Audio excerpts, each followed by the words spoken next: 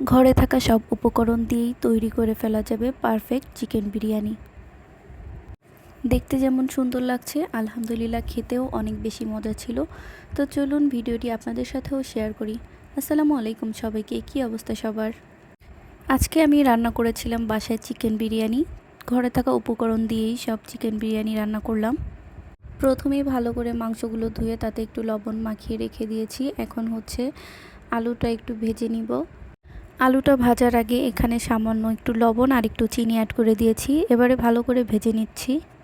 আলুটা একটু লাল লাল করে ভেজে নিতে হবে, এতে স্মেলটা খুব সুন্দর আসবে আর খেতেও অনেক বেশি মজা হবে। এই তো আমার আলু ভাজা শেষ। এখন আমি একটা বাটিতে উঠিয়ে নিচ্ছি। বিরিয়ানির সাথে আলু সবাই অনেক বেশি পছন্দ করে আমার বাসায়, তাই আমি আলু ভেজে দিই এভাবে। এবারে এই তেলেই আমি পেঁয়াজগুলো ভালো করে বেরেস্তা করে নিব। পেঁয়াজটা ভাজার সময় চুলার আঁচটা মিডিয়াম করে নিব, যাতে বেশি পুড়ে না যায়, ভালোভাবে বেরেস্তা করতে পারি। এরপরে আমি এখানে একটু রসুন কুচি অ্যাড করে দিচ্ছি। পেঁয়াজটা ভালোভাবে ভাজার পর এখানে আমি সব মশলা একসাথে রেখে দিয়েছিলাম, এটা ভালোভাবে এখন মিশিয়ে নিচ্ছি। এখানে আমি সব ঘরের মশলাই ব্যবহার করেছি, আদা রসুন জিরা গরম মশলা আর হচ্ছে চীনাবাদাম। এখন এখানে দিয়ে দিচ্ছি শুকনো মরিচের গুঁড়া। আজকে আমি কোনো প্রকার বিরিয়ানি মশলা এখানে অ্যাড করিনি, ঘরে থাকা সব উপকরণই দিয়ে আজকে বিরিয়ানি রান্না করছি। এখন মশলাটাকে ভালো করে কষিয়ে নিচ্ছি। এখন আমি এখানে অ্যাড করে দিচ্ছি লবণ। মশলাটা কষিয়ে আবারও একটু পানি অ্যাড করে দিচ্ছি, তারপরে ভালো করে কষিয়ে নিব।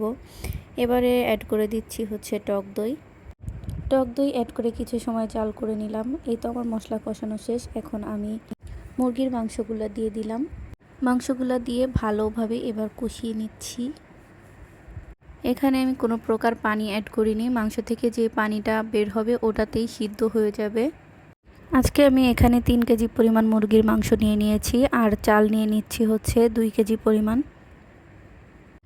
মুরগির মাংস সিদ্ধ হয়ে গেছে। এখন হচ্ছে একটা পাত্রে তেল গরম করে নিয়েছি। এরপরে এখানে দিয়ে দিচ্ছি একটু দারচিনি। এরপরে দিয়ে দিচ্ছি 3-4টা এলাচ।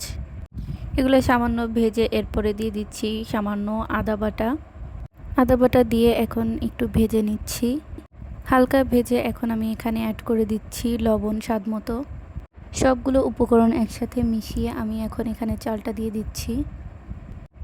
চালটা দেওয়ার পরে ভালোভাবে ভেজে নিতে হবে। চাল দেওয়ার পরে আমি প্রায় 7-8 মিনিট মতো ভেজে নিচ্ছি চালটা। নিচে যেন পুড়ে না যায়, লেগে না যায়, সেদিকে খেয়াল রাখতে হবে, ভালোভাবে নাড়াচাড়া দিতে হবে। অন্যদিকে চুলায় আমি পানি গরম করতে বসিয়েছি। 2 কেজি চালের সাথে 3 কেজি পরিমাণ পানি অ্যাড করে নিতে হবে। এরপরে ভালোভাবে মিশিয়ে নিতে হবে। এরপর এখানে অ্যাড করে দিচ্ছি কষিয়ে রাখা মাংসগুলা দিয়ে আবারও ভালোভাবে নেড়ে দিচ্ছি। এরপরে দিয়ে দিচ্ছি ভেজে রাখা আলু, কিছু কাঁচা মরিচ, সব কিছু দিয়ে এখন একটু নেড়ে তারপরে ঢেকে দিচ্ছি। ঢেকে 10 থেকে 15 মিনিট রেখে দিয়েছিলাম। এরপরে এই যে আবারও চলে আসলাম। তৈরি হয়ে গেল মজাদার পারফেক্ট বিরিয়ানি।